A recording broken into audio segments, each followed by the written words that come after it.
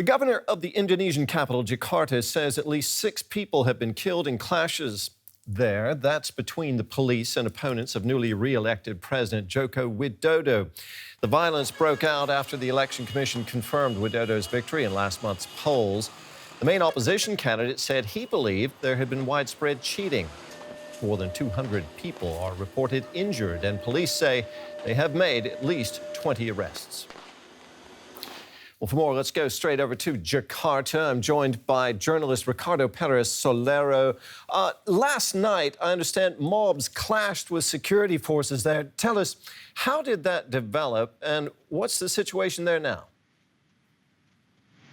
Well, at the moment, the situation is already somehow calm. But no one really expected what happened through the night, starting yesterday night and finishing this morning. The governor of Jakarta said that 6 people have died and around 200 were injured and sent to hospitals.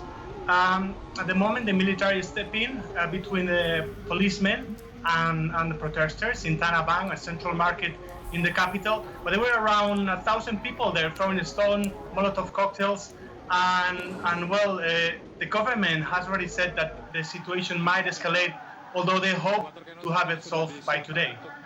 So 6 deaths have been reported, you say. This sounds quite serious. There have even been reports of a plot to seize crucial government buildings in Jakarta. Have you heard anything about that? Well, this doesn't come anew for the authorities in Indonesia. That report is from police, and they were expecting all these protesters to come to Jakarta. They stopped buses of protesters from outside the capital. And regarding the huge amount of units on the field, which is more than 30,000, it's highly unlikely that these protesters can actually do something as big as taking over a government building or an electoral institution. But it certainly is disrupting the whole of the activities in the city, and most of the people are staying at home and not the jobs. Already sent all the workers back to their residence. So there's a massive police presence on the streets trying to prevent any further violence. How much support does the defeated opposition candidate, Subianto, have? Well, he won 44.5% of the vote in a country with a huge population. This means almost 70 million people voted for him.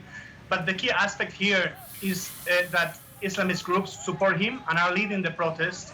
These groups have proven highly effective in influencing in politics and society in the past during the governor elections in Jakarta a couple of years ago in 2017.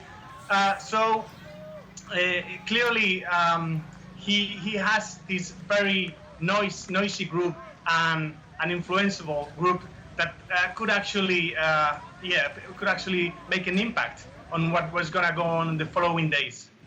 Ricardo, thank you very much for bringing us up to date. That was journalist Ricardo Perez Solero there in Jakarta.